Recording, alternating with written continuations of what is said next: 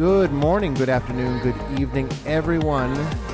This is Bishop Brian Willett coming to you live from the foothills of the Appalachian Mountains on this January 25th, 2019, first episode of the year, Vestiges After Dark, back with a brand new format and a new episode. Today we're going to be talking about spiritual problem assessment, the different types of hauntings that one might encounter in a situation like this, how to resolve them, what to do. We got a lot of good information for you tonight and some surprises as well.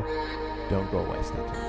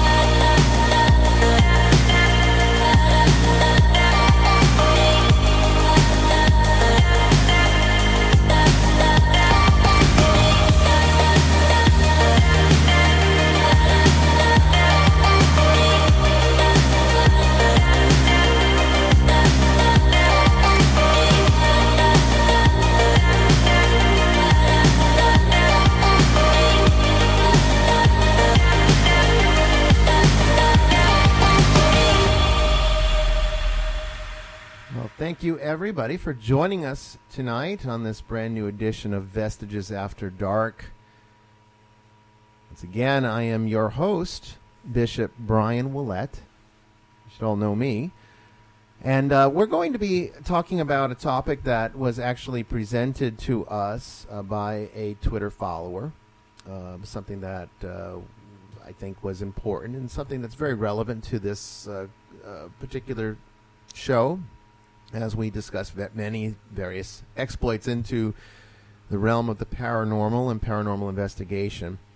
And tonight I am joined with Sister Maximilian from the Holy Nicholean Catholic Church. How are you doing tonight? I'm doing well. How are you?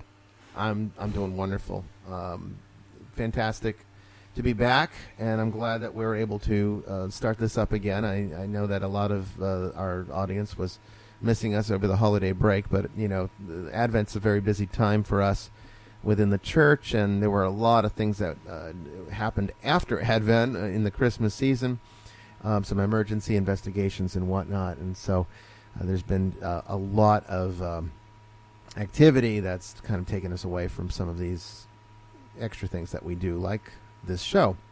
But Sister Maximilian will be watching your tweets, and she'll also be following you in the chat room. So make sure that you sign in with chat. Make sure you sign up for Spreaker so that she can interact with you there, and you can ask questions directly from the chat room as we go on with the subject tonight. But first, I want to bring on our Joy Keeling. And she is going to mention to all of you something that I think is very important that we establish before we move forward. She has a bit of a message for you. She's been taking a bit of a break from social media, if you hadn't noticed. And she'll also be taking a break from the show for a while. So I'm going to let her, in her own words, explain to you her reason for parting ways for the time being with Vestiges After Dark, but there's no hard feelings between us or anything, and she'll explain everything. So Joy, I'm glad that you're here tonight to be able to give a little temporary, if anything, farewell. Thank you. I've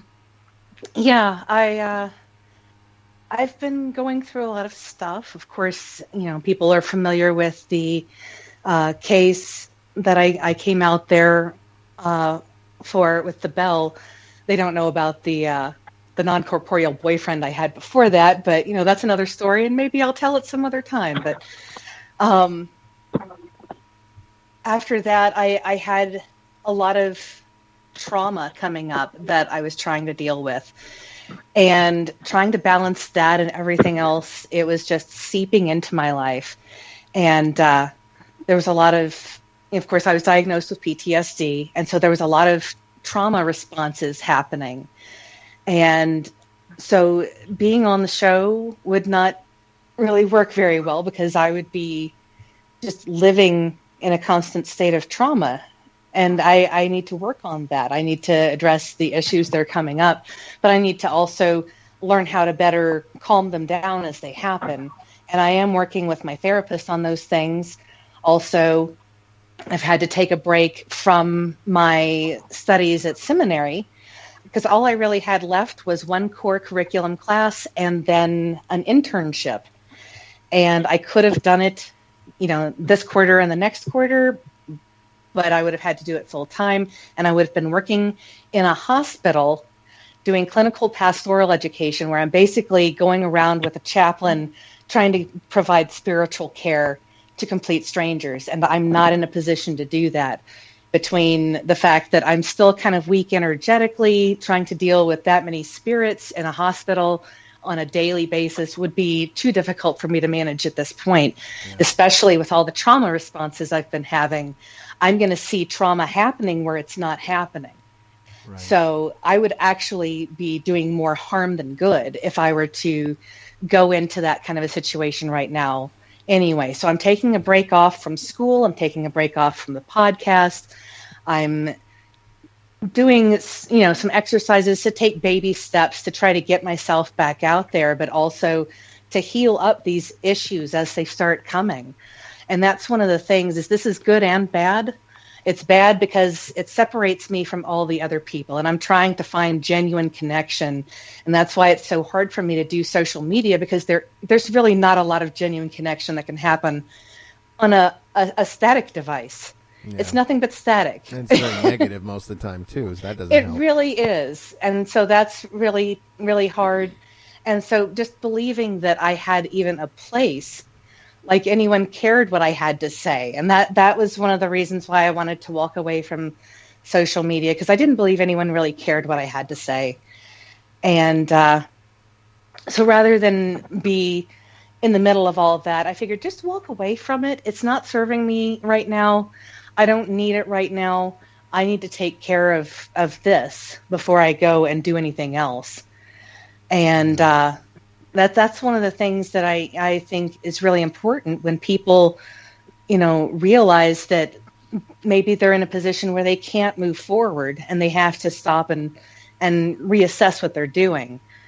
It's okay to do that. Absolutely. And a lot of people keep trying to plow through, and I realized I couldn't do that. I couldn't plow through this time. I need to make some changes within me. And so to do that, I'm going to set out a plan of action to get me ready, because I'm going to have to be really freaking strong by the time fall quarter rolls around and I'm going around a hospital. Yeah. Well, I think there's a lot of wisdom to this decision. And of course, I support you. The church supports you with this decision. And certainly I'm sure our audience does as well. All of us want what's best for your well-being. And, we all know you've shared with us on this show your sufferings and many of the things that you have had to deal with in your life, including all the way up to the reasons that brought you to us in the first place. So, there's no harm, no foul in this decision. It's definitely something that can be worked through and will, I think, in the end lead to a better future and something that will lead to greater strength within you. So, we support you completely in that, and we hope that if at the very least you're still a part of the chat room, as we have shows from time to time, and on various topics, your input is always very valued here. Thanks. You're most welcome, Joy, and thank you so much for coming on and sharing this and letting them know that, so instead of just dropping off the face of the earth, that wouldn't have been very good. Yeah. And thank you for the opportunity. Just when I saw everything kind of exploding, I was like, well, I haven't been on for a while. I wonder if anything's going on. And I look and I'm like, oh, crap. What did I do now? And I thought, well, if I'm thinking it's me, and I know damn well I didn't do a damn thing, I know other people are thinking, oh, what did Joy do? Is that why she's not on the show? No, it's not. Remember, I'm a client. I'm going through some stuff. Right, exactly. No. Yeah. I do want to make that clear to the audience. If you have followed the drama on my Twitter over the last several weeks, yes, it had absolutely nothing to do with anything involving Joy or her decision to leave the show. This was all unrelated to that. Yeah. Well, thanks again. I appreciate it. I hope you continue to listen through the next 2 hours, because we've got some good topics I'm sure you'll be interested in as well. Sure. Awesome. Yeah, Thank you so much, Joy. All right, bye. God bless. Bye-bye. All right, everybody. We are going to now begin this topic, but I've got another special surprise for you. So while Sister Maximilian is going to be filling in here for Joy, doing the things that Joy would do, checking the chat room, giving us input, and she's in a unique position to do this because she does work directly with me. She works directly with the Exorcism Outreach Ministry. And is privy to all of the interactions that we have with our clients. In fact, 9 out of 10 times, if you contact the church with an issue, it will pass Sister Maximilian's desk, and she may end up most of the time handling it directly. So I think she's in a unique position to talk about some of these topics, and I think you will find that a lot of what she has to share over the next several episodes will be enlightening, to say the least. But our other special surprise is that tonight, and as a semi-regular, if not all the time, I mean, I would love it to be regular all the time, and that's up to her schedule, Sister Mary Joan is joining us tonight. Sister Mary Joan, how are you tonight? Good evening, everyone. Hello from South Metro Atlanta. Hope everyone's doing well. Yes, you're all the way down there, like 2 hours away, aren't you? Hour and a half on a good night. Hour and a half on a good night, that's right. Well, maybe sometimes you'll come and join us in the studio. I know it's kind of late for you, but, you're always welcome here. Oh, most definitely. Just tonight, it's been a really busy week, so I wouldn't have made it up there tonight. Yeah, no, and it works out very well. I mean, Skype is kind of a problem child, but we're able to keep it somewhat tame most of the time, and it's working for us tonight. We'll keep the port on tap. Yes. Lots of port, lots of mead, maybe a little absinthe. We always have to have good libations every time we get together. Most definitely, and I have the absinthe sitting on standby for the next opportunity. Well, our annual board meeting was pushed off because of the investigation in Texas that we had to rush off to, so there'll be plenty of opportunities coming up here, I think. Indeed. All right, so tonight the topic, as I've already addressed, is the different types of hauntings and the ways in which one can do a bit of a self-analysis of your situation, assuming you think that you may be dealing with a haunting or some type of spiritual issue. This is an opportunity to be able to maybe self-diagnose a bit, just enough to say, well, maybe I need some help. And then we're going to talk about the kinds of help that are available, what to do, what not to do, and who can help you through these different types of issues, because there is a vast range of possibilities out there. And despite what a lot of Christian churches will teach on this subject, they're not all demons. In fact, most of the time, you're probably not dealing with a demon, or at least not a true demon. And we're going to make that distinction. We've talked about that a bit on the show in previous episodes, but it's always worth repeating. It's always worth mentioning. And we always have new people listening every time we have an episode. So I always like giving a little bit of a review of things that we've discussed in episodes past and as they pertain to the subject matter at hand. So I know that, Sister Maximilian, that we received some of these questions from Twitter, and yes. it was a multifaceted question. So I want to make sure we have everything in place before we get started, because I'm prepared to talk about the different types of hauntings. I'm prepared to talk about the different types of demons, the various categories of haunting and demon, as well as the signs and symptoms of each, as well as the resolutions for each. So what did this individual ask? Because it was far more than what we can discuss on Twitter, and it's a perfect topic for tonight. Sure. As a general rundown, they were asking for the difference between a spirit that is just, quote, hanging out versus a loved one who is not passed on, a mischievous spirit, a poltergeist, or a demon.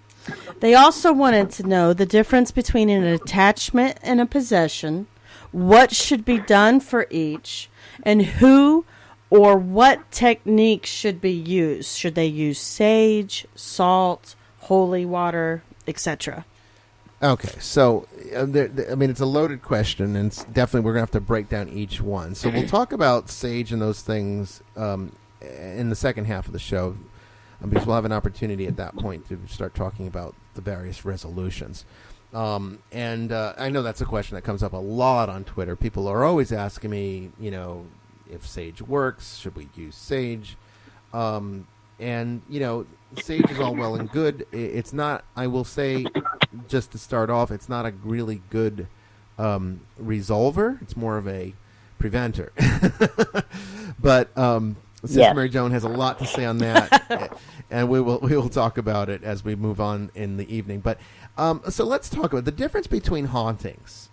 We have attachments, we have possessions, and what should be done for each. So we'll talk about what should be done as we move through the topic, but let's talk about the difference in hauntings. Okay, so generally speaking, there's 3 categories of hauntings that we need to be mindful of.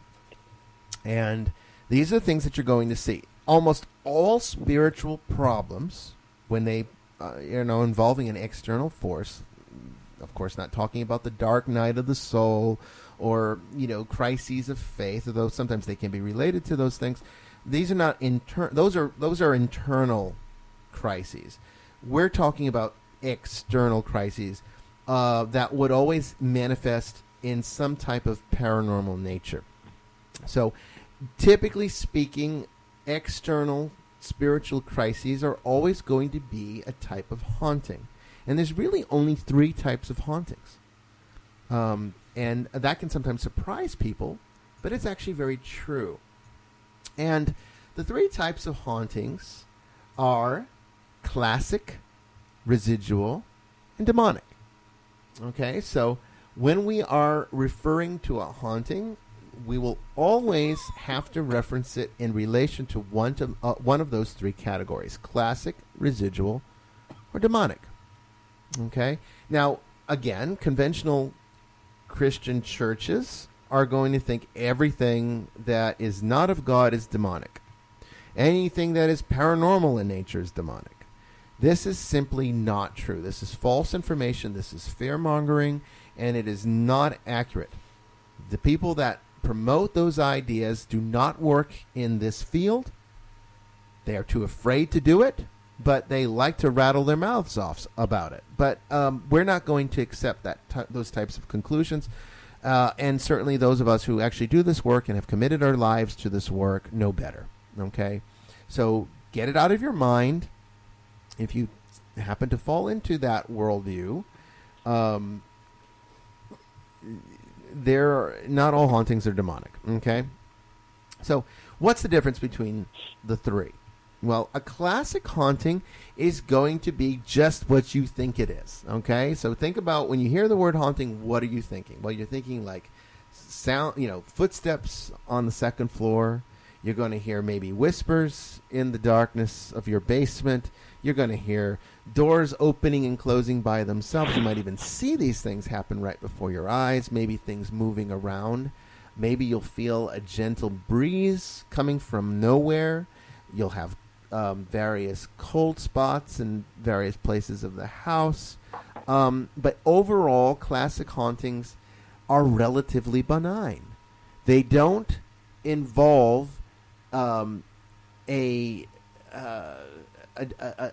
feeling of being attacked on the part of the people who live in the house, the living who are reside there, they're not going to have sensations of illness per se, although sometimes there can be a little bit of discomfort because, the dead do not operate on a frequency that is compatible with the living. So it's really not a good idea for the two to interact for long periods of time.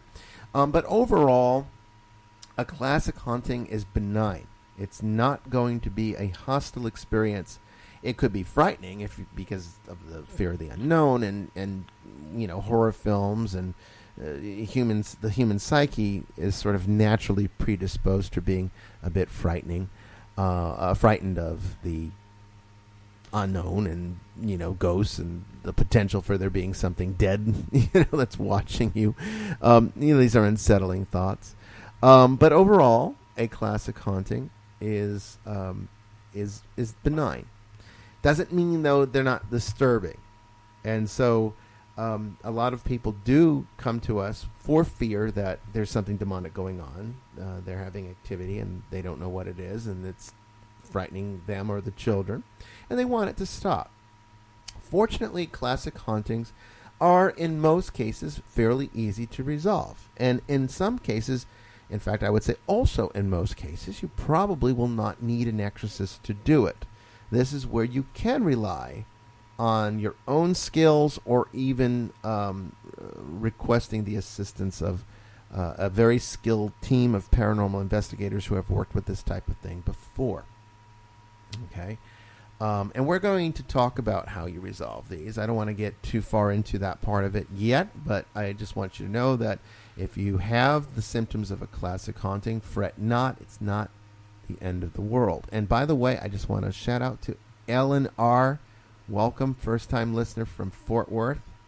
I was just out there last week, Sister Mary Joan and I. So thank you all for your hospitality in Texas and good food. We enjoyed it.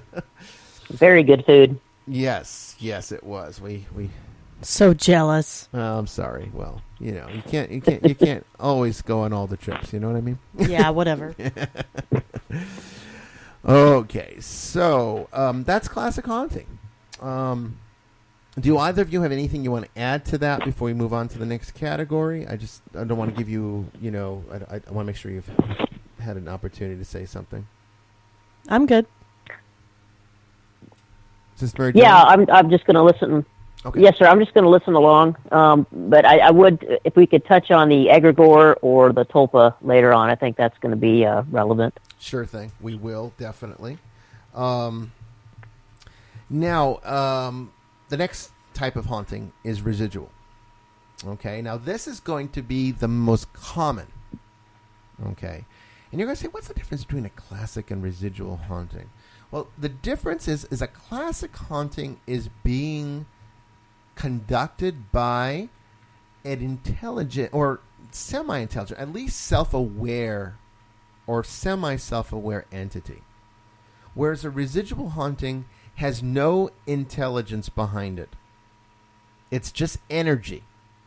And it's energy that sort of replays itself. It gets recorded into the fabric of the cosmos around the environment, into the very objects that reside within the environment, including people. Okay? And it plays itself out over and over and over again. And usually these types of things happen when there's been a death in the house, or there's been a lot of emotional activity occurring within that location, including all the way up to trauma and murder and some very hostile events. These can all produce a residual haunting because the energy gets recorded into the environment. These are not intelligent things, however. These are not things that you can have a conversation with.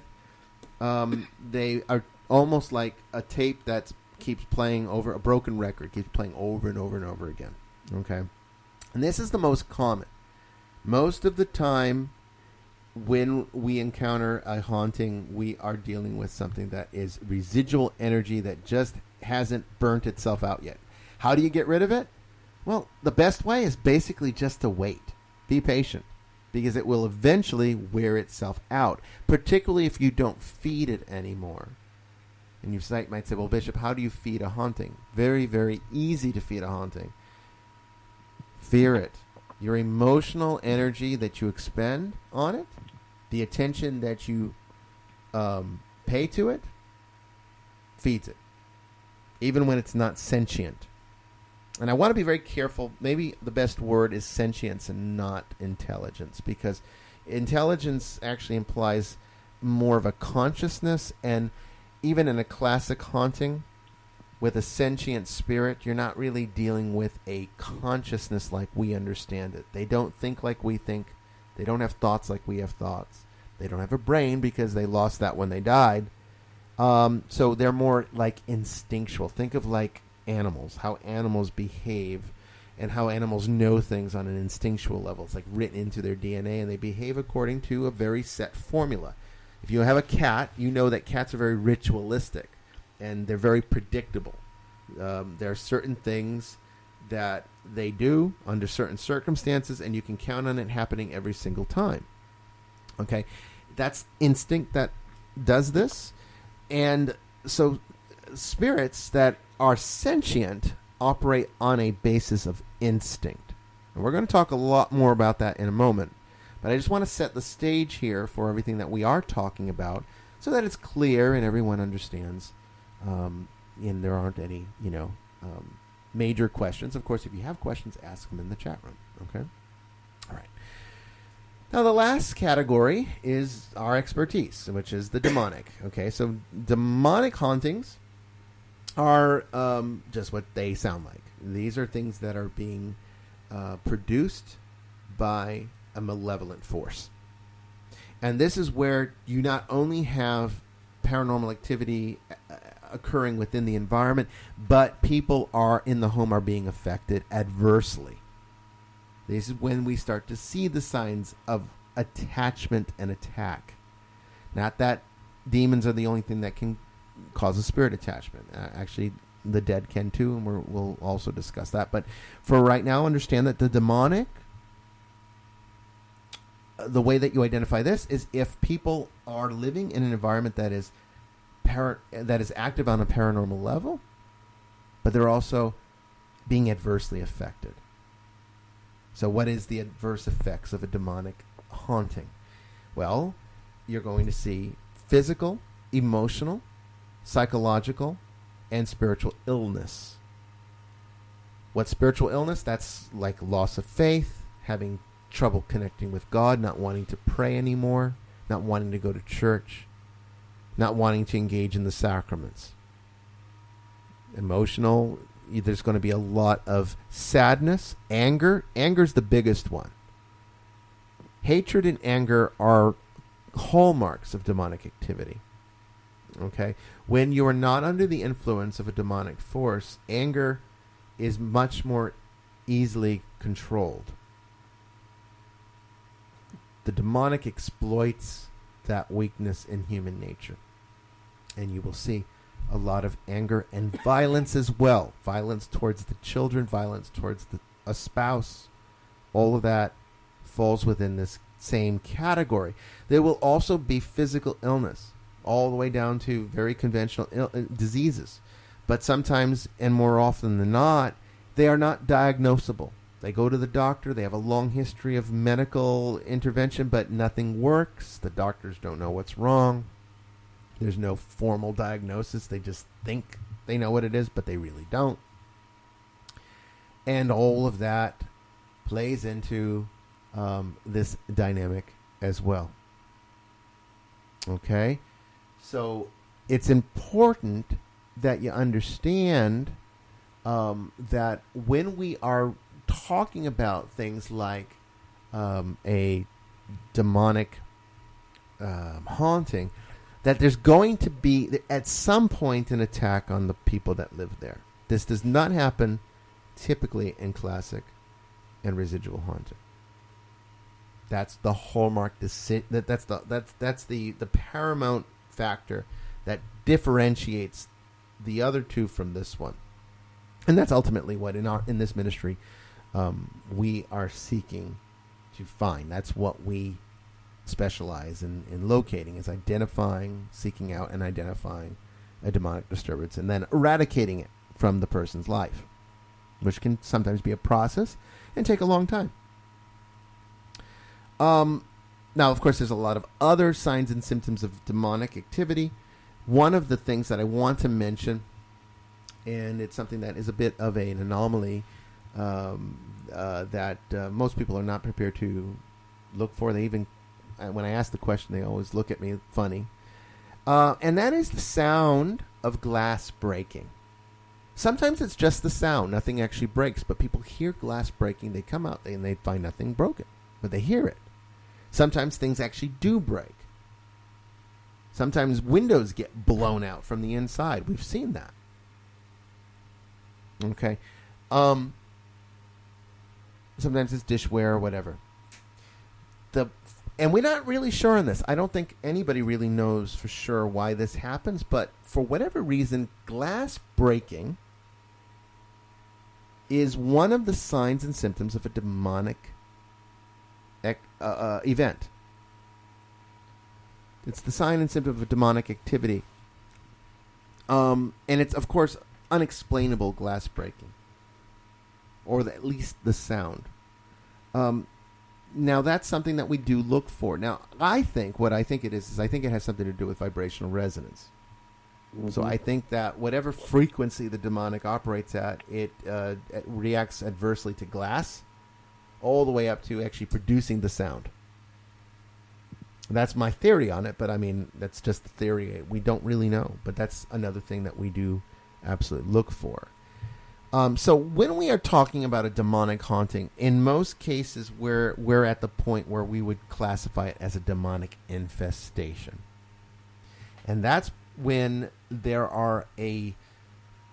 there's multiple demons residing and feeding off of the same location.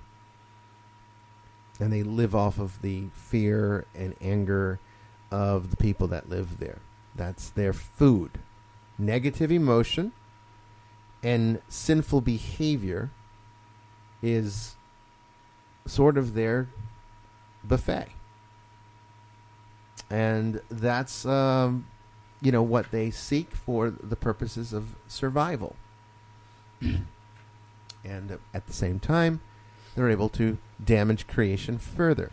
But I don't want to make this a big theological discussion. I just want to give people the objective experiences that people have in this particular realm of crises, the spiritual crises. So those are the three types of hauntings. Do any of you have anything to add before we move on? No, sir. No, I'm good. Okay. All right. Just want to make sure, interrupt me. If there's something that you want to add that I'm missing, by all means, interrupt me and let me know. And same for all of you out there. Make sure you ask questions in the chat, and I will keep going. I will do my best to answer all of them. So now that we've established what the three types of hauntings are, now we have to establish the types of hauntings. Because even though you have the categories of haunting, which is classic or residual, there's multiple subcategories that exist within those categories. Some of them even overlap, which makes it even more complicated. And I really want to give a little bit of insight into each primary type. So you know your categories. Now let's talk about the types that you're going to find within those categories. Okay? So one of the manifestations that you're going to see in all three, classic, residual, and demonic, are going to be the quintessential orb. Okay, a lot of people think it's, they've debunked it because of lens flare and dust and all that stuff. But when you see an orb, you know when you see an orb. Okay? Dust behaves in a certain type of way. It doesn't have deliberate movement. It's random, it's slow. Orbs can move very fast, very slow, but always deliberately. And usually, if you pay very close attention to genuine ones, you're going to see a partial manifestation of an apparition. And that's exactly what an orb is. People ask me all the time, what are orbs? That's what orbs are. Partial manifestations of an apparition. They're partial apparitions. An apparition would be a full form or full figure or mostly full figure. Sometimes it's just like a torso or something. Sometimes it's just an arm.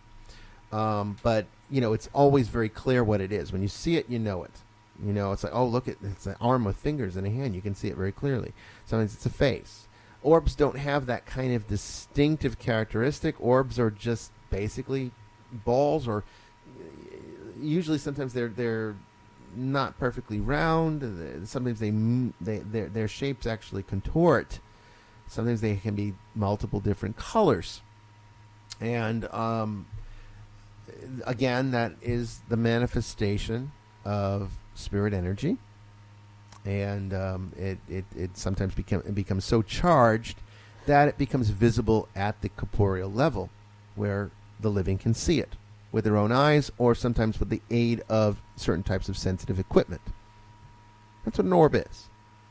It will happen in classic haunting, it will happen in residual haunting, it will happen in demonic haunting, and there's really no way to tell the difference between them. So just because you see an orb doesn't mean that there's types of orbs that only happen in a demonic situation. No, I mean, a perfectly normal-looking orb in a classic haunting could look exactly the same as one in a demonic haunting. So don't think that color is going to make a difference, or behavior. It really doesn't. Well, Julie asked if you can tell if an orb's of a certain type. No, you cannot. You cannot. They will all look the same. Yeah, I think I know the chat room's a little bit slower than because you're hearing this on a delayed feed. It's think about 20 seconds behind. So yes, I think I answered your question right before you asked it. But okay, so that takes care of orbs, and that's an important one. Now, the other one that we want to talk about is intelligent. Okay, so we've already sort of touched on this with the idea of classic haunting. So intelligent, and that's a misnomer because intellect implies brain activity. There's no brain activity in a ghost. So I prefer using the term sentient or self-aware or instinctual. These are all good categories. The fact of the matter is there is interaction that can have. You can ask questions, get answers back. This only happens in classic and demonic hauntings, and usually it does not happen in demonic hauntings because, typically speaking, demons do not interact with you. Not like that. They don't want to talk. Okay?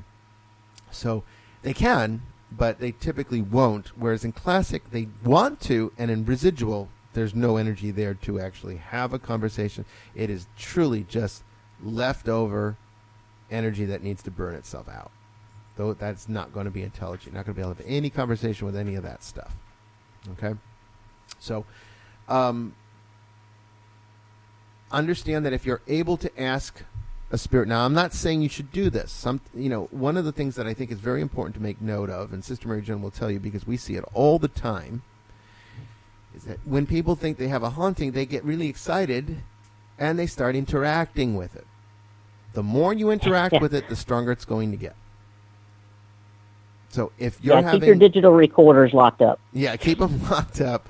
Don't go out and buy an SLS just because it sounds cool and you saw it on Ghost Adventures, okay? These are very serious tools with very serious consequences when you use them. And, just because it's cool to explore and, it's probably not in your best interest to do so. And but the bottom line is, I'm not gonna sit here and lecture you all on whether or not you should investigate the paranormal.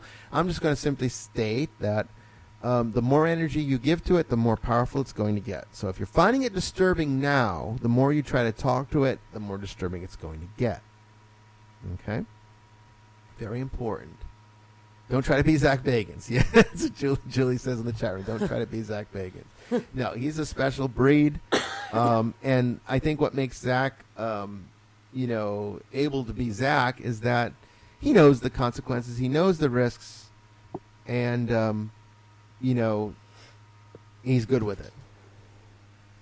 We've certainly had our fair share of people thinking they were. Oh, yeah. We have a lot of Zach Bagans wannabes. And then we have to remind them, look, you're never going to be Zach, so don't even bother to try. But overall, yeah, the lesson to be learned here is if you're having a disturbance to the point that you're even thinking about contacting a paranormal group or an exorcist for help, if you're trying to interact with it, saying, hey, bang on my wall, yes for one time for yes, 2 times for no, and you're getting those answers, well, at least you know you've got an intelligent haunting. At least you know it's probably either classic or demonic. And you know that you're going to make it a whole lot worse now. Because now it knows that you can interact with it. And that's only going to feed it. If it's demonic, it's just going to feed off of that energy that you're giving it. So it doesn't care if you can talk to it or not. It just wants your energy. So hopefully that helps to clarify that one. And of course, as we've discussed, there's also residual spirits, which are not spirits at all. So you have intelligent spirits or sentient spirits, which are truly the spirits of those who have passed on that are stuck here. And we're going to talk about how that happens in a moment and what that is and what that means. But, in most cases, in the very early stages of a spirit that has recently deceased and is now interacting with the living, there's going to be very strong energy there, and they're going to be able to respond with a sentient, under a sentient dynamic, whereas the residuals cannot. You will never be able to get an answer from them. That doesn't mean they don't talk. It's just the words that are said are going to be not relevant to what you're asking. So you're going to get EVPs that don't really answer your questions because it's just basically recorded data. It's not really a spirit. It's just residual spiritual energy that hasn't burned itself out yet. That's all it is. It's not anything to be worried about. It can't make you sick. It can't harm you. It can last a while, and the more that you pay attention to it, the longer it's going to keep working. But eventually, it will burn itself out. And we have been to places that have been supposedly some of the most haunted places in the United States. And when we went there, we were kind of disappointed that there really wasn't a whole lot going on because the energy's burning itself out. And that's to be expected. No place is going to be haunted forever. Okay. So that's residual. Now we pretty much covered that in the category list. But there's other types of things that we need to pay attention to that can fall into one of these 3 categories. And I would say the biggest one would be the Poltergeist. Now, we all know the movie. It's actually one of my favorite movies of all time. It kind of influenced, I think, the direction of my life unknowingly. Because the whole idea of the parapsychologist coming in to resolve a spiritual problem ended up being what I ended up doing with my life. But when I was a kid, Poltergeist was number 1. It still kind of is. It's in my top 3 favorite movies of all time. The original one, the remake, was crap. But that movie really didn't feature a true poltergeist. It actually was more of a wrathful spirit haunting, which we haven't discussed yet. We'll get to that in a moment as well. Poltergeists almost always are the energy of the living. They almost always have nothing to do with the dead. This is why we see poltergeists often centered around an adolescent in the home, usually an adolescent female. Because what it is a type of telekinesis. That's all it is. And we are powerful creatures. We are creatures of creation. That's what it means when Scripture talks about how we are made in God's image, what that really, it doesn't mean that God looks like us. It means that we are creators like he is. We have the power of creation within us like he does. He made us like him. And that means that we actually can effectuate our own power and produce results. And because we're not really very skillful at it, and we're kind of flawed creatures at that, we get it wrong. And poltergeist activity is almost always the telekinetic charge of a person that has just recently come out of puberty or gone into it. And there's a lot of energy there. A lot of sexual frustration, which is the creative faculty for human beings. That's how we create new life, using the sexual faculties. And so puberty is very much related to this type of non-corporeal activity. It's very closely related to, though, one of the 4 categories of demons, which you've heard me talk about before. And we're going to get to that also in a moment. But I just want to make sure that we've established that poltergeists are not usually the dead. Now, they can be. There are poltergeists that can be very active. So how do you identify a poltergeist? Well, there's always going to be a lot of movement within an environment. Things moving around by themselves, things moving very fast, things breaking, books flying off shelves, doors slamming, windows breaking when doors slam, loud noises out of nowhere, furniture being moved around. You come home and there's things everywhere. There's messes all over the floor. Your plumbing springs a leak on a regular basis.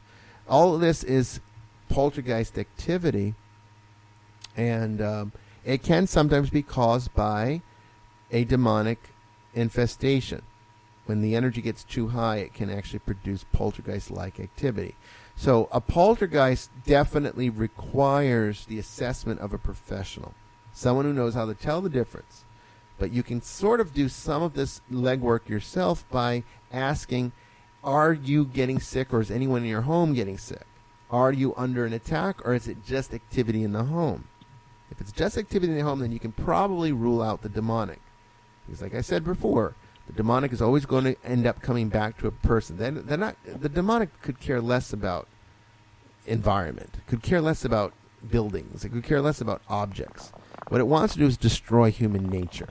So it's always going to find an actual real victim to attack or molest. All right. So if everybody's been living with a poltergeist activity for an extended period of time and no one's actually getting hurt or sick by it, then you could probably rule out the demonic. Residual hauntings don't typically manifest as poltergeists because there's not enough energy there to produce those types of dramatic effects. So you can rule that one out too. It would only be classic haunting or the manifestation of the living. Okay? That's your poltergeist. And we're going to go back through these lists when we talk about how to resolve them all, but I just want to kind of, get through them. Another one that comes from the realm of concern are shadow people. Okay, this seems to have its own category. Some people would just probably write it off as ghost, but shadow people are a big one, and that's something that we have seen from time to time. Now, what is a shadow person? We really don't know. Some have theorized that it's an interdimensional being. Some have theorized it's some type of extraterrestrial. Some people think it's some type of elemental spirit or creature. And some people think it's demons, fallen angels or whatnot. But they have one thing that's very characteristic. Okay, well, there's a few things actually that we can mention. One is that they don't typically have any form. They truly are a shadow. It's like a shadow that would be on the wall, only this is in three-dimensional space. There's no defining characteristics. Sometimes people will see a person standing that looks like they have a top hat on. But more often than not, even that level of definition is not available when they have these experiences. But that's when you are fortunate, or maybe not so fortunate enough to see them head on. Most of the time when people encounter a shadow person, it's in the corner of one's eye. They see movement, they turn, they catch a glimpse, and then it's gone. These are the distinctive characteristics of that particular level of phenomenon. And also associated with shadow people are the night terrors, as well as the sleep paralysis, and waking up and finding somebody standing in the corner of your room looking at you while you sleep. These are all things that are related to this particular type of disturbance. We don't know for sure what that is. We just don't. I have my own thoughts about it. I tend to be more in the interdimensional / extraterrestrial camp on this one. But, there's a lot of things in creation that we are not aligned to see. Lots of non-corporeal beings that exist out there that we would fall into the category of the elementals, which I'll mention here in a moment. And so they could very well be in that category as well. Now, a fun one that's not really all that fun. The Doppelganger. Now, Sister Mary Joan and Sister Maximilian and myself were all on a case where we encountered one of these. They were not able to witness it. Another member of my investigation team at the time was able to see it. But I can tell the story briefly. We were investigating a person's home in their basement. They had a room that was just wall-to-wall mirrors on every 4 wall, all the 4 walls, and it was an exercise room at some point in the previous owner's tenure at the home. They just had it empty, and I think the owner was using it as a meditation room, if I'm not mistaken, which probably wasn't the best idea, considering that mirrors are amplifiers. So we were in there because there was a lot of activity. The animals wouldn't go in there. And we started an EVP session in there. And while I was standing with my back to the mirror behind me, looking out and asking questions, which we caught nothing on EVP, by the way, a member of my team at the time was looking at me. And, of course, if my back is to the mirror, then you would see my back in the mirror, right? Well, my reflection turned around and looked at this team member. And I didn't turn around, so my reflection should not have moved. Unfortunately, we didn't have anything but an SLS on at that angle, so we weren't able to capture that on video, and the SLS didn't see it at all. It didn't come up in the SLS. So unfortunately, it was only, something that was witnessed firsthand. But that's a kind of doppelganger. Doppelgangers are a type of spirit that simulates a person, but is not that person. It can sometimes be the dead, but in many cases, it's actually a copy of a living person. And they're kind of like shapeshifters in a way. They can become different people. What are they? Essentially, they are a type of elemental spirit. So let's talk about the elementals, because that's one of our categories of demons. And I think we've reached a point now where we really need to start to break that down again for those of you who are not familiar with my 4 categories. So my 4 categories of the demonic, this is what we typically look for in this ministry. The first category are going to be the fallen angels. Okay, so the fallen angels are just what you would understand them to be within the Judeo-Christian worldview.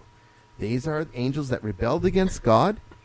They are a different species. Altogether, they are not human. They've never been human. They will never be human. They are a non-corporeal being created to serve God, but because they have a type of free will too, we're able to rebel. That rebellion led to a fall. It's kind of a, again, I don't want to get too theological, but you get the general idea. So now they are intent on destroying creation. And this is the most serious type of entity that you will ever encounter. They are the most hostile, the most vindictive, the most malevolent.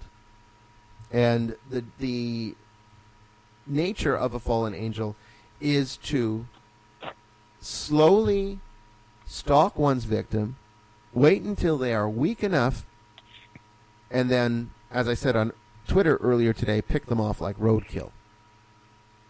That's what they do. And that can lead to full possession. So more often than not, when we see full possession, it is a fallen angel that is responsible for that. That's a true demon. In reality, at the Judeo-Christian level, that's the only true demon. But we could extend the definition of demon out a little bit for our purposes, because we could actually say that a demon is anything that is a malevolent force in one's life that makes one sick or leads to a disorder within their spiritual life. And not all things that do this are fallen angels. There are other types of creatures that make us sick, and we can put them into the realm of the demonic as well. But the true demon is a fallen angel. But there's 3 other categories that behave like demons. And unless, again, you are, very well educated in demonology, you're going to have a very hard time telling the difference. Julie asks if, in the chat room, is it bad if you encounter a doppelganger? Is it bad? I think it can go either way. It depends on what the entity is. It's not a good thing to be duplicated. It's certainly a good thing if somebody imitates you. Just like in the real world, you wouldn't want someone stealing your identity. So I would say that's not good. Anything that would copy you and pretend to be you is not going to be having your best interest in mind. But my experience with that doppelganger in that investigation I was talking about did not lead to any harm that went my way. And it just seemed to be an anomaly in that particular location. Probably the only real serious thing that we encountered there, other than a few things on the SLS. So yeah, that's impossible to say, because there's just too much variance that it could be anything. I still wouldn't want to, though. She may be referring to the, I think there's a legend about if you see your own doppelganger, it's a foretelling of your death.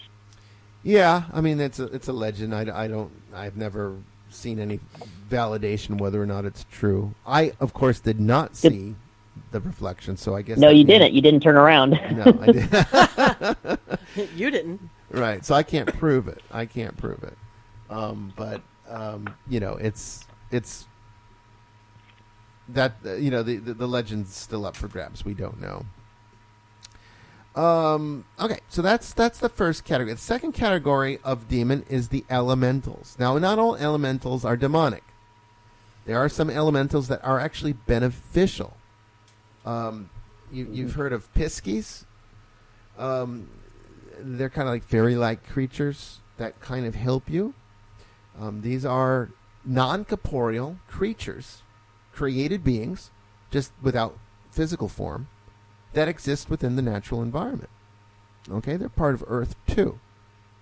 And they don't cause harm. In fact, they can sometimes even bring blessings to you. But there are a range of elementals that are actually very negative, that are not conducive to human life, and these are things that you don't want to come in contact with. And the problem with elementals is that there's such a vast range of elementals, just like there's a vast range of physical creatures. You've got, in the physical world, we kind of see ourselves as the top of the food chain, because we kind of are. We're certainly the most intelligent being in the planet Earth as far as species goes. We're smarter than any other creature that we know of here. So we're kind of at the top of that list, but we can go all the way down to like higher mammals like whales. Even cats and dogs are certainly more intelligent than hamsters and mice. and then going all the way down the reptiles, birds, single cell organisms, mosquitoes, insects, that type of thing.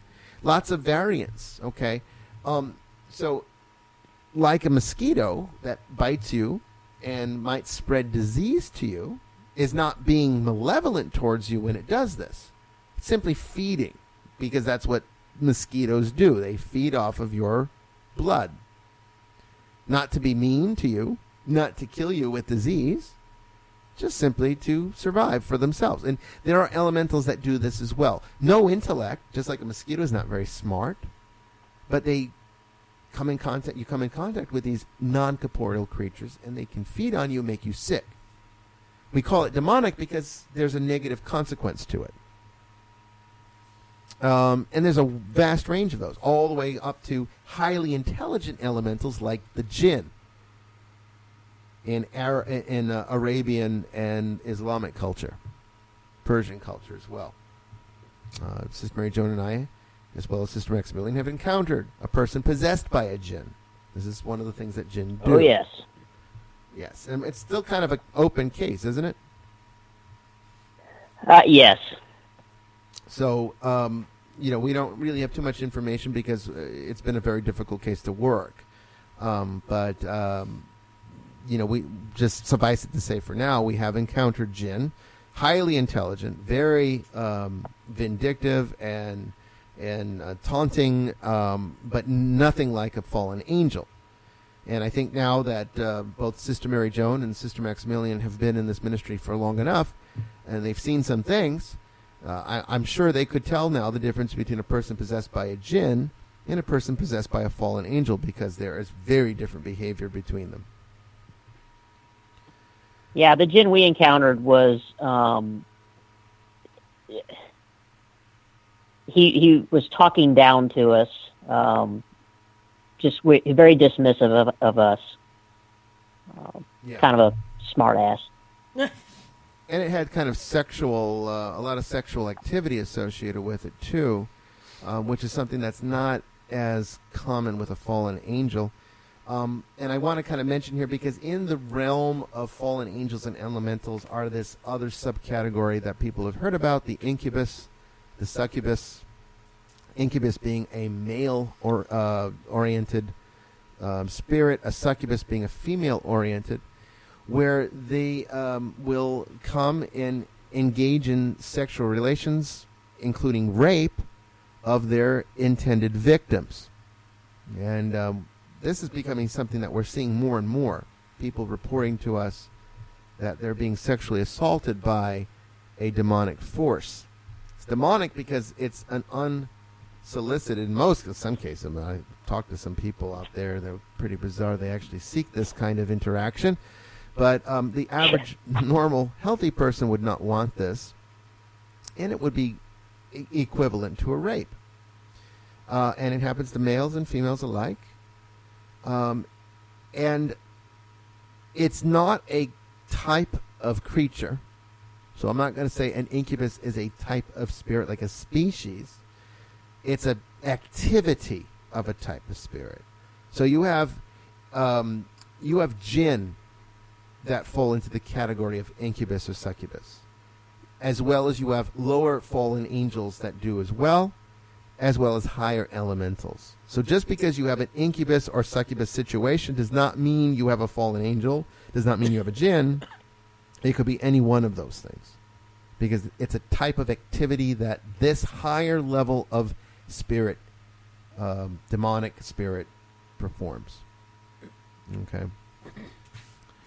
Hopefully that's clear. Now, the last... Oh, no, we got two more categories. Sorry. The third category is what we would call, and this is where Sister Mary Joan wanted us to make sure we discuss, is called the created spirit. This is the most complicated, it seems, for people to understand.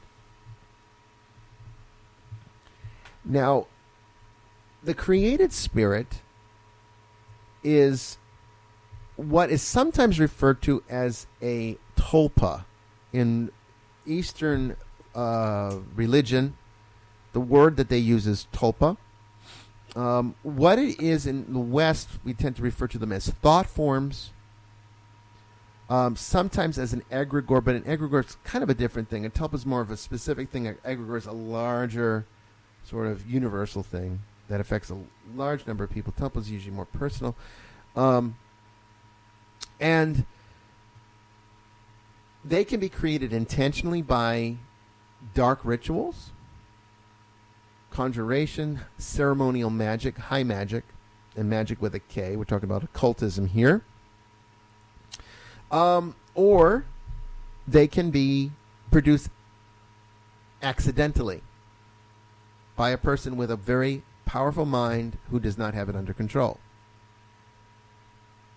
Trauma can be one of the causation factors, as well as experimentation with the occult when they shouldn't be, playing around, doing things they shouldn't be doing, as well as people that just have a natural predisposition towards psychic ability and mediumship. They can do these things as well, accidentally. But more often than not, when it's an accidental thing, when it's not an actual occultist trying to conjure something for a malevolent purpose, most of the time it is the result of trauma, where a person suffers a traumatic situation that they cannot deal with emotionally, psychologically, or spiritually, and what they end up doing is not only repressing it, but pushing it out. Sometimes a person will repress a trauma and it becomes a sort of self-destructive activity within themselves where they make themselves sick. That's also a type of created demon, but it doesn't leave the person. Yes, you can produce your own demonic oppression. The sins that we do, that we commit as men and women, produce demons. And more often than not, if there is a demon in your life, chances are it came out of your own power. Remember what I said, we are made in the image of God, which means we are creators, and we have the power to create things spiritually. But it feels external once we create it, because we don't know we're doing it, and then it's this sentient being. And it is sentient. Don't get the idea that because you created it and it's just a thought form that it's some kind of, unintelligent thing. No, this is actually very sentient, far more sentient than even a intelligent ghost. And Kelly asks in the chat room, can PTSD cause this? Absolutely. Yes, it can. A lot of mental illnesses that are unexplained are the production of an internal demon that wreaks havoc on a person's internal life and can eventually lead to suicidal ideation, which is the real risk factor here. That is a tulpa, egregore, created demon. And you must deal with those the same as you would a fallen angel. The only difference is the createds are a lot easier to fix as long as you can stop the person from producing them. If the person's unwilling to get rid of their trauma, unwilling to release their trauma, they will keep bringing it back to life, no matter how many times you exercise it. Okay? So that's a created demon, and something that definitely requires a tremendous amount of skill to resolve. It's not something you want to go after yourself. I can guarantee you of that. But we are now, we're well past the top of the hour, so we're going to take a little break here. Don't go away. We got a lot more for you here. We're going to talk about Wrathful Spirits next, as well as resolutions. We'll be back after this.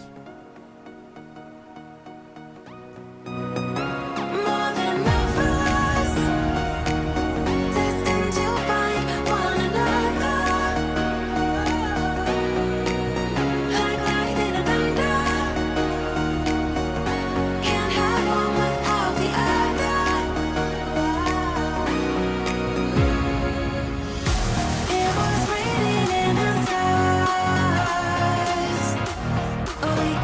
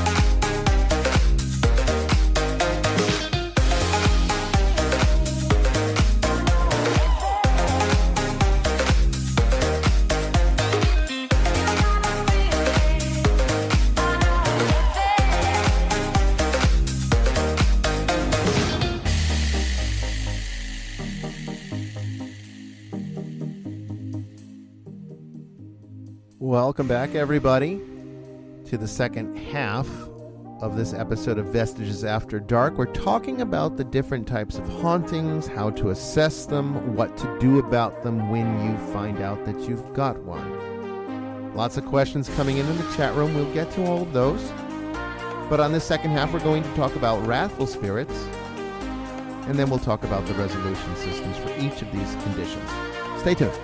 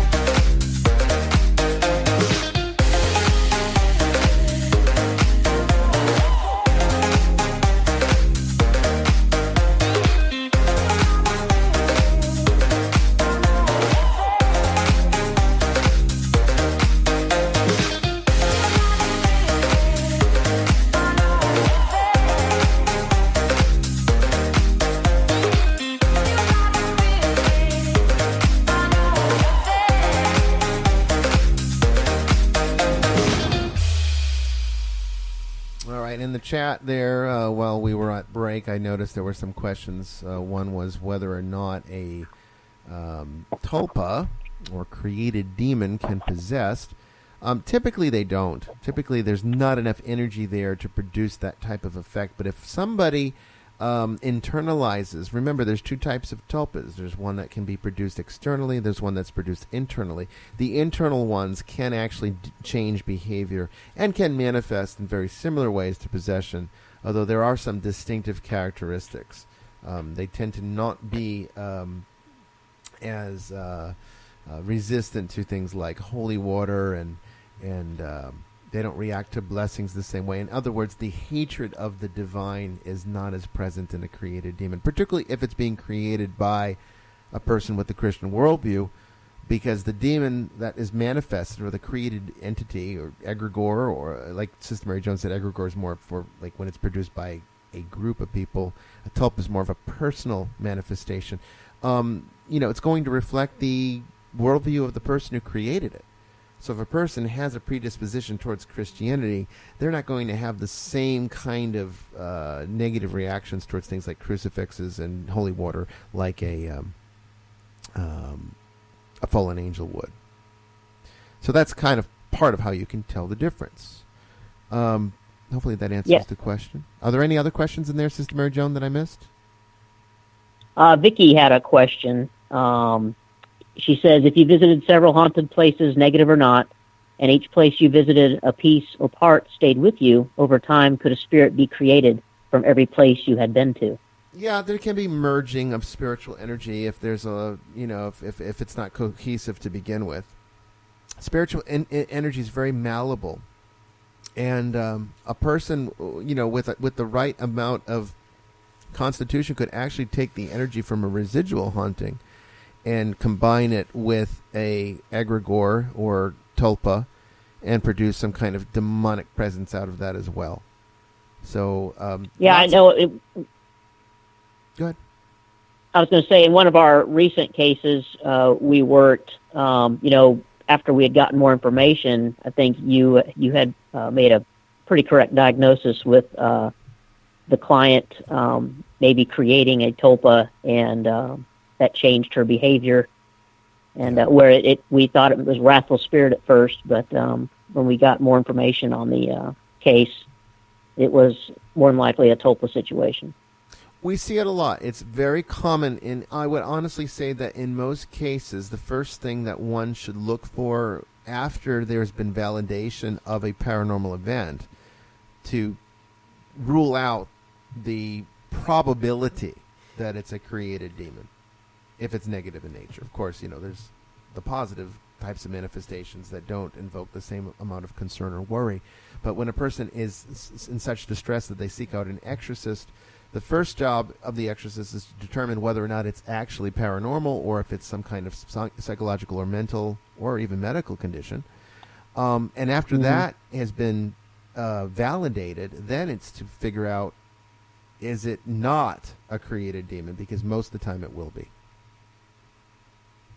Yeah, I think that's one thing in the time that I've been with the ministry. You know, you're thinking everything's going to be evil and demonic, and you're going to go in guns blazing, and it turns out to be something that it's it's created by the person themselves, and it's almost always been due to some kind of trauma or PTSD type situation that they're just not able to deal with.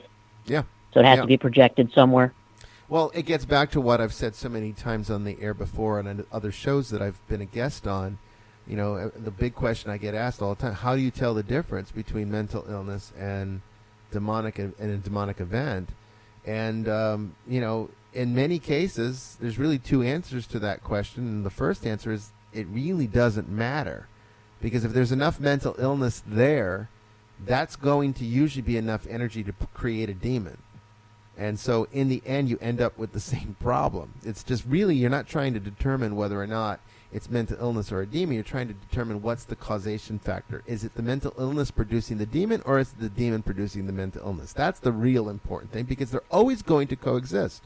Always. You can't become demonically obsessed or possessed or oppressed and not have psychological or emotional consequences. It's not possible. So you're always going to see. And that's why I think it's so.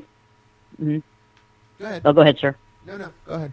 I was going to say, I think that's why it's so important to be involved in whatever faith you're involved with, because it builds up your immunity and your strength to repel these kinds of things, and strengthens your mind, your body, your spirit, your soul, and it will protect you from these kind of things happening, no matter what you've been through.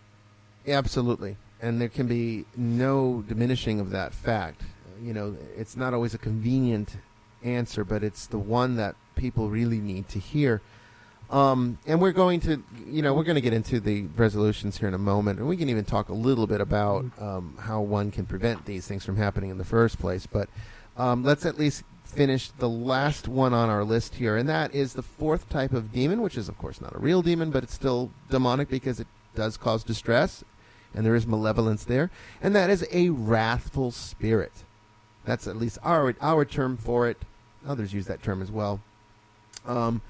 You can also say a Dybbuk. You know, we've heard about the Dybbuk box. Made, big news, Ghost Adventures Live and everything. And, a lot of people were disappointed that I wasn't brought in to seal it up. And people ask me, what's a Dybbuk? Well, Dybbuk's just a wrathful spirit. It's not like some kind of fallen angel. It's a person who has died. And in some cases, you can even create a Dybbuk. Because, in the end, the ultimate definition of a Dybbuk is a vengeful spirit, and that can be a created spirit. That can also be a wrathful spirit. But a wrathful spirit in its most truest form is going to be a person, human being, who has died. Okay? And they're not ready to go. Usually because there was some trauma associated with their death, be it a murder or an unexpected car accident or something that was not anticipated. We're not talking about, generally speaking, long-term terminal illness does not produce a wrathful spirit because there's time for the individual to prepare for the consequences of the illness. And they tend to know what can happen. But, a person getting ready for work in the prime of their life, everything's great, getting on the highway and ending up in a car accident dead about 10 minutes later, it's going to be very unexpected. And that type of trauma can be just what it takes to keep a person stuck here. This is where we start to get into the conversation of what is an attachment. You've heard about demonic attachment. Demonic attachment is just when a malevolent force latches onto you and starts feeding on you and won't let you go. It's not inside you like a possession, but it's definitely wearing itself on you, trying to get in. That's what we tend to see with scratches. Okay, so people ask a lot about the scratches that manifest on their bodies. What are those scratches? They can be a lot of different things, but most often in a genuine demonic situation, That is the entity trying to basically pry itself into you, and it just manifests as scratches on the skin. So it's definitely disconcerting to see, and it's definitely a sign of the first stages of attachment. But attachment works both ways, and to understand that, we need to actually look at Eastern philosophy, where we talk about in Buddhism and even in Hinduism to a certain extent, the idea of spiritual mastery being related to non-attachment, not being attached emotionally to the appearances of the world, but rather seeking after the true, authentic reality. And when we don't do this, we can form emotional attachments to things that bind those things here to us. So this can happen when, for example, a child is dying, and the parents aren't ready to let that child go. And their emotionalism towards the child, while warranted and certainly understandable, can bind that child here. And when you're not willing to let them go, they degrade. Because spirits are not eternal like people think they are. Souls are eternal, but there's a difference between a soul and a spirit. And ghosts are not souls. Ghosts are spirits. And spirits die just like bodies die. Okay? Very important distinction. Very important to understand this. This is paramount to the work that we do. Okay, and the only reason why I'm able to share this knowledge with you is because this is how we resolve these things. By knowing how it works. Because we've experienced it so much, and we've engaged it so much that we know these things now. It's not speculation. This is how it works. So, yes, spirits degrade. They just degrade at a slower rate, relatively speaking, to the human body. So as soon as a person dies, their body starts to decay and decompose. And then the spirit is usually released within about 3 days after the body dies. And if there are no attachments from either the living or the dead, the spirit eventually just degrades and moves on. The energy fizzles out. But if there's an attachment that feeds, that the spirit gets stuck, binds them there, and as they are bound, as it continues to be perpetuated by loved ones, they degrade and they become wrathful. And then before you know it, Grandpa, who you love so much and you're so entertained by the fact that he's still, leaving you little messages around the house, sounds like a great kind of haunting to have. Before long, now you got a demon. Because that's exactly what spirits become when they are not allowed to move on as they should, as nature, as the cosmic order requires, as God designed it to work. Okay? It's a defiance of the natural order. And that defiance has consequences. And so Wrathful Spirit is the result of that. Most Dybbuks are that. Sometimes it can be a created trauma that gets projected into a cursed object, but more often than not, a Dybbuk, in its truest sense, would be a Wrathful Spirit. Okay? So another type of thing that can cause a Wrathful Spirit is just a person of pure evil. There are people that are genuinely evil. And that kind of maliciousness that they cultivated in life can become a attachment and death, and they would very quickly turn into, for all intents and purposes, a demonic being. So those are what you're going to see out there. That covers the gamut. Of course, there's different distinctions. There's actually 4 or 5 different type of jinn, and I'm not going to go into all of that. But I am going to discuss the resolutions now. We have just about a little bit under a half hour, and I really kind of want to talk about, some of the things to look for. So hopefully at this point you know the general symptomology of these different types of spiritual problems. And if you have any questions about any of these categories, by all means, ask them in the chat room. Sign in if you're not already logged into it and ask away.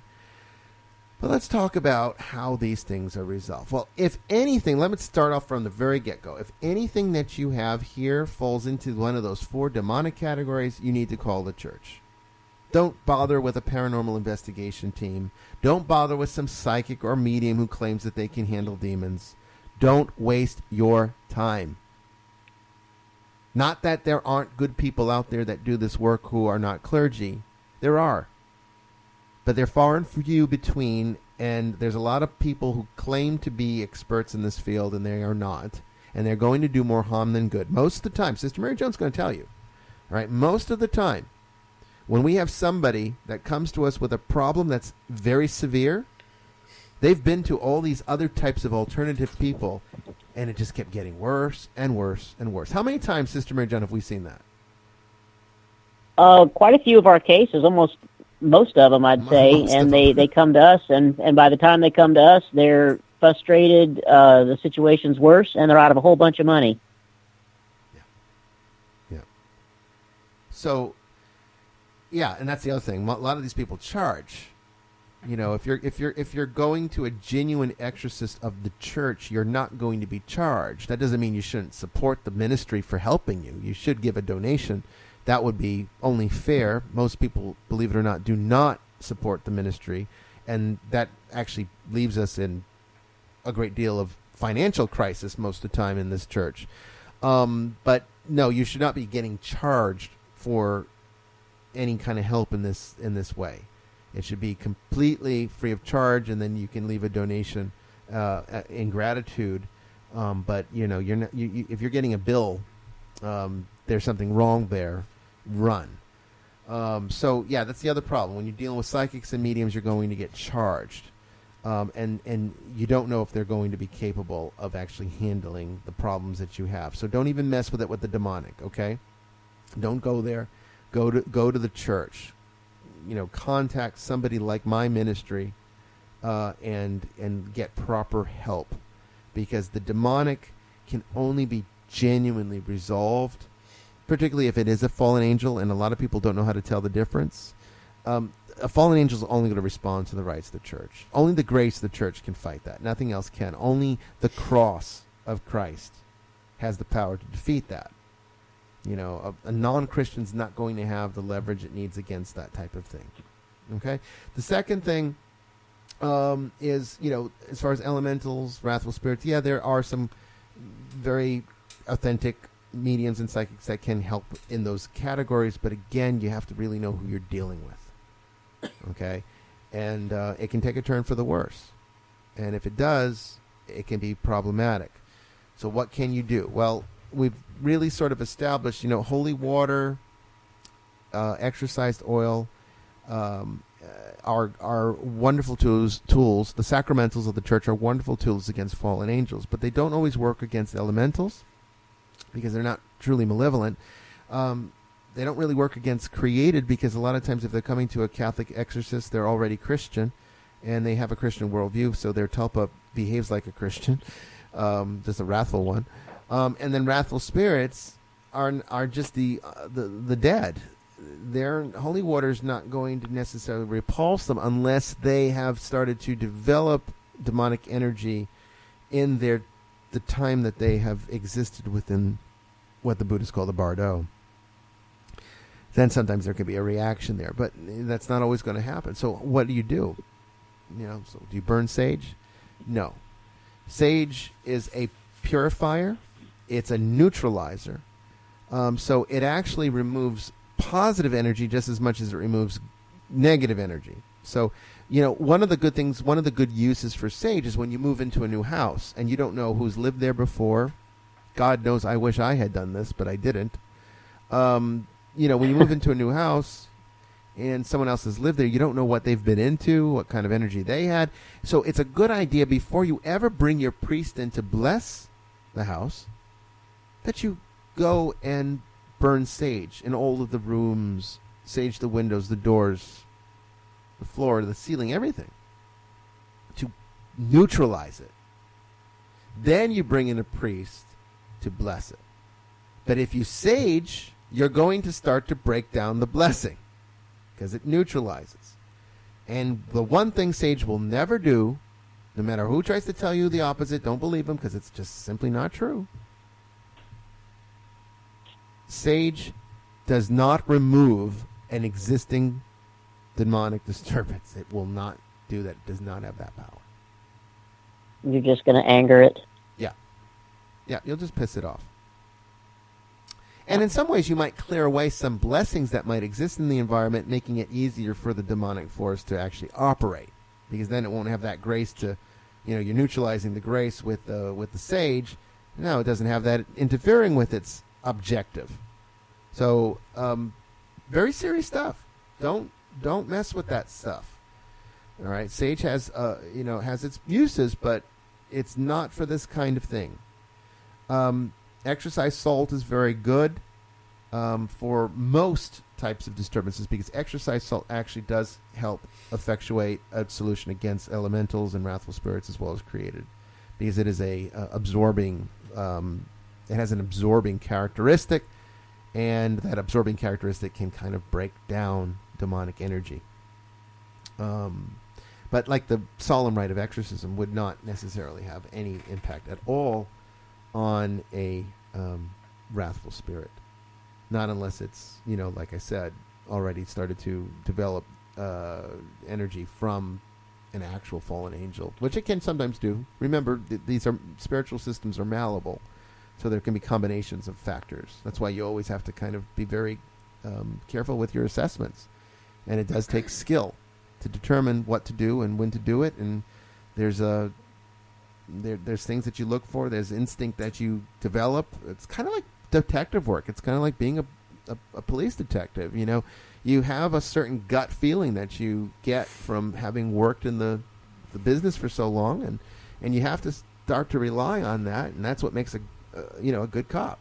You definitely start noticing trends with certain events and experiences that clients are talking about. Like for one thing, I've noticed a trend with people describing certain internal symptomology, and it's helped me be able to go, okay, well, I've experienced this in the past, this has helped in the past, this is where we can move forward. And it's interesting to see how that develops. Yeah, and again, it's not an exact science. This kind of work is not exact science. It's much more like, again, getting back to the police detective concept. It's much more like trying to solve a crime by putting together information with logical deduction and good inferences than it is about trying to diagnose an illness like a medical doctor would look at symptoms, because it's more like these spiritual things leave clues behind, and there's patterns of behavior that you have to be aware of and know about in order to properly assess. And even the best detectives can sometimes get it wrong, or maybe they can hit close enough to the mark, but they might not have all of the pieces of the puzzle together. So it's a lot more like solving a crime than diagnosing an illness. Yeah, speaking, of detective, I was a detective for 12 years altogether. And you do, after a certain amount of time working different cases, you'll notice certain patterns no matter what the case is, and you will pick up that sixth sense. But it is like, someone threw a box of puzzle pieces out on the floor, and you've just got to find the right pieces to put them together to solve the puzzle. It's the same thing in this work. Yeah, it is. And that's what kind of makes, I think, getting called to an emergency case on Ghost Adventures such a challenge. It's fun. And it's certainly wonderful to work with the guys. It's such an honor to be able to do so, and it's also rewarding to be able to help families that normally our ministry would not have the resources to help. So that's all very rewarding and very good, and ultimately that's the motivating force for why we do it. But there is challenges to it, and one of the challenges we're limited with time. And so we're not always able, because we're only there for a night or two, we're really only able to really scratch the surface and sort of start to lead them in the right direction. Sometimes we hit the mark, like on Exorcism in Erie. That was a very I hit the mark on that one right from the get-go. We were able to find the cursed object and resolve it all in that one evening. And that family reported that, their life was changed by it. I mean, we received numerous letters of gratitude from them. But other cases can be far more complicated than that and requires a certain amount of trial and error to be able to really isolate what's going on. And another thing is, just like a police detective, people are not honest with you in this business. They lie. No. They hide things. Yeah, sometimes you gotta pull the information out of them. Yeah. Yeah, or you and find out they don't something realize by accident down the road, and you're like, "Oh my God, Yes. that's the missing piece we've been looking for." That's happened a few times with us. Yeah, it has, and not things. Unfortunately, we're at liberty to discuss, but Yeah. again, you know which case I'm talking about. Yes, sir, I do. Yeah, and that happens. So, again, make sure that when you're understanding the process of assessing a spiritual problem, even when you bring in an expert like Sister Mary Joan and myself, there's room where we have to work within a trial and error system. There's nothing that's going to be absolute. And when you're dealing with the demonic, it's by its very nature there to lie to you and deceive you. And even the best exorcists are not going to get all the information they need in the first visitation. It comes with time. So be patient. Understand it's a process. It's not magic. It's not going to, your resolutions are not going to happen overnight. And just because, you had a priest come out and he blessed your home, or, even performed maybe a minor rite of exorcism, and the problem persists, don't be dismayed by that, because that's to be expected. Even serious possessions can take months or years to break. Even with solemn exorcism going on a regular basis, it can take numerous attempts to break that demonic connection. And you need ultimately participation on the part of the family, participation on the part of the victim. Lots of factors to take into the exorcist is more facilitator than healer. The healing really comes from Christ and the relationship the victim has with Christ. The exorcist facilitates that relationship. That's how it works. So let's go through the list again, and let's talk about how each of these is resolved, okay? So I'm just going to start. I have a random list here, and I kind of went out of order, but let's just go down the list that I have here. So poltergeists, okay? Poltergeists are going to be resolved by a couple things. If it's going to be the result of a person's projection of telekinetic, accidental telekinetic expulsions, usually as a result of puberty or something like that, then you basically just have to wait for all that energy to die down. Sometimes, in some cases, a person is just highly psychically charged, and they can just produce things, and they're not terribly emotionally or mentally stable, so things tend to happen as the result of that instability. In those cases, the best way to resolve a poltergeist is to get that person conventional help. So exorcisms are not going to be required. Blessings will be beneficial because grace is always going to make it easier to heal. But ultimately, what I would recommend for a person that has a conventional poltergeist is start going to Mass, receive the Eucharist at least weekly, go to confession, get the sacrament of the sick or unction, and go for some psychotherapy, or maybe even consider psychotropic pharmacology, because there are some conditions that do require medication, and they can help. And once that level of mental activity and emotional activity is under control, then the poltergeist goes away. But if it's the result of an actual external independent spirit, then you need to get to the root of what the problem is with that spirit. So in most cases, poltergeists are going to be the result of either classic hauntings,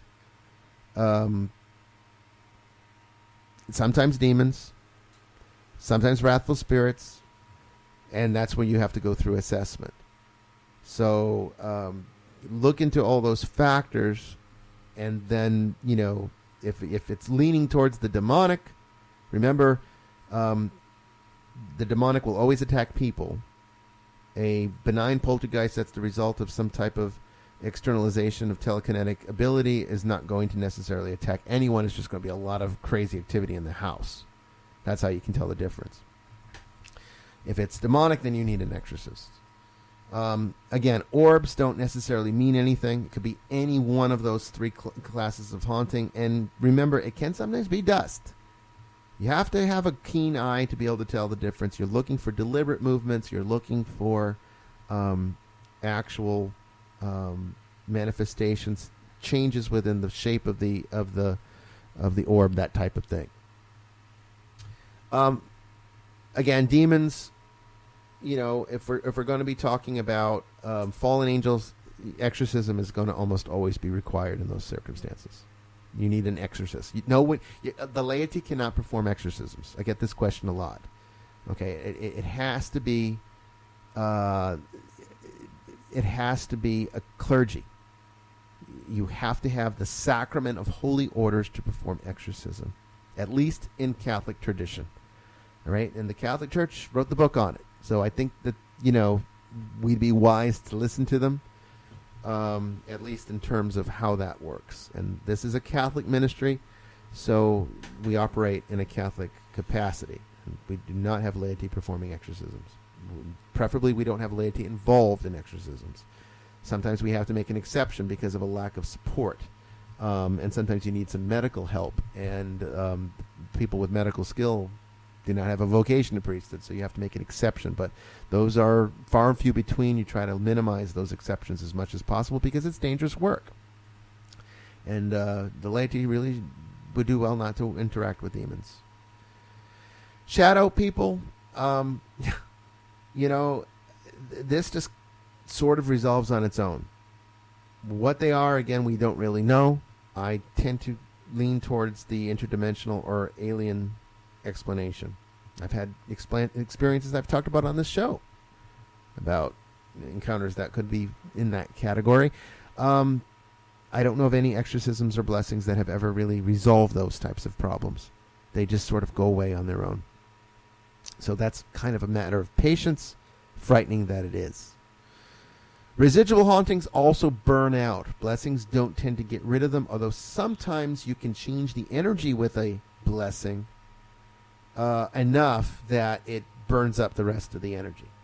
So again, sprinkling around exorcise salt, sealing the house with blessed oil, and sprinkling holy water will change the vibrational rate of the environment and can break down a residual haunting.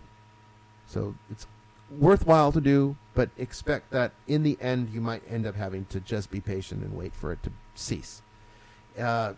Sometimes these things can last a long time. In those cases, it might be best to just learn to live with it or move out. But blessings and changing the environment, changing the frequency of the environment, little things that you can do like that can resolve a residual haunting. Remember, they're never malevolent. They never will harm you. So even making renovations to the house, changing the way the house looks, can sometimes break up a residual haunting. Doppelgangers, these kind of fall into that weird category.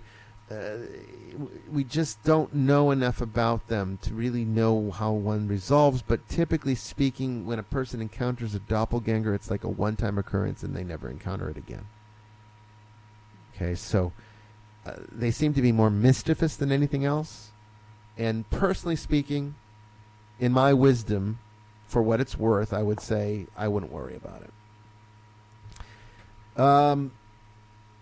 Intelligent hauntings that fall into the classic category that are basically benign. The way that you kind of get rid of an intelligent haunting is by making a deal with it. Basically affirming that this is your home and this is disturbing me and it's time for you to get out. And if that doesn't work, then start doing the prayers for the dead. The Office of the Dead, which is a special part of the divine office, is very useful here. This is something that we do when we come in and we find that there's an unrested spirit involved in the case. The very simple prayer, eternal rest grant unto them, O Lord, and let perpetual light shine upon them, is also extremely effective. Prayers for the dead, do not underestimate how important, how powerful they can be against these things. Okay, very important, very, very important to do. Pray for those that are haunting your house. It will break them up. It will get rid of them. I promise you. It might take a while, but it does work. And if it doesn't, if you're not able to, bring a priest and have him do it. Sometimes we have to go as far as performing a rite of Christian burial if there's someone that's that unrested. Sometimes we'd say a mass for them. We've even gone as far as to do a funeral mass for an unrested spirit, and then it goes away. I've had clients, so many, more than we can count, come back and be like, I can't believe that worked. Well, yeah, it does work.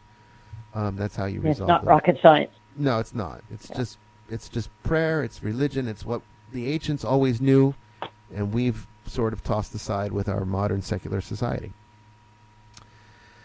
Elementals. Now, gosh, this is the hardest category because there's so many different things, so many different ways. Most of the time with the lower level elementals that are not intelligent, or at least, not terribly sentient, you can just get rid of them by, again, doing the same thing that you do with the residual hauntings, changing the environment up. Okay, so just changing it up. Sprinkling the holy water around, changing the vibrational rate of that environment can get rid of those things, push them out. And if that doesn't work, bring in an exorcist, and there's more that can be done. But the higher ones can be more difficult. The jinn, the loa, the orisha, these types of spirits can be far more, and I mean, honestly, they're partial elemental, partial spirit of the dead, the human beings that have died and are still interacting with the living.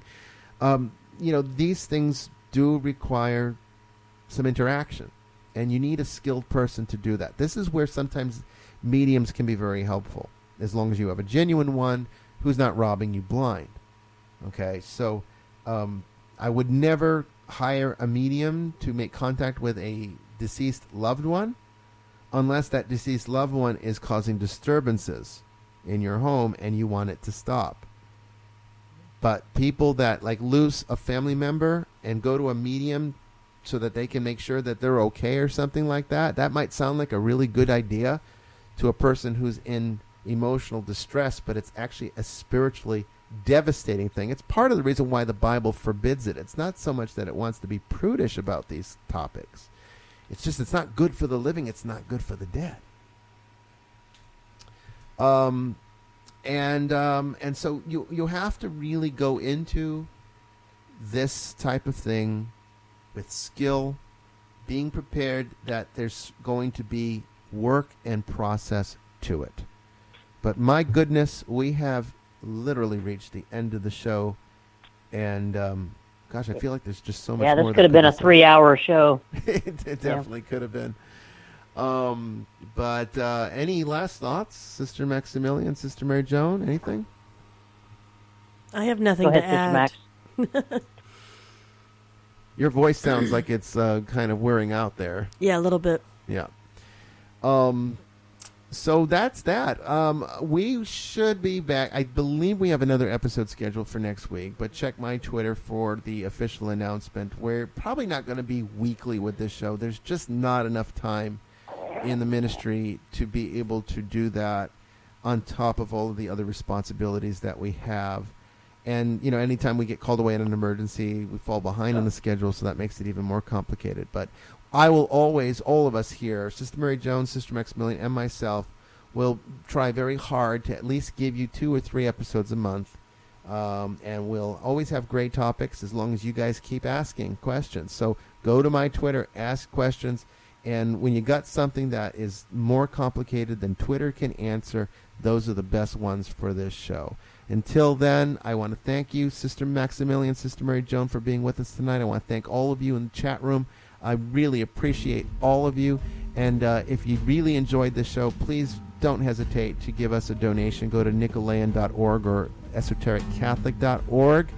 And just click on the donation button on the right-hand side there and leave us something, because that's what keeps the show on the air. Spirituality is free, but it costs a lot of money to provide it in this world, unfortunately. It's just the way that it is. It's a money-driven world, and religion is expensive. Running a church is more expensive than you can possibly imagine. So all your help, any help that you can provide, keeps us in operation and will be greatly appreciated. Again, thank you all, and I will see you next time. Good night. Good night, everyone. God bless. Good night.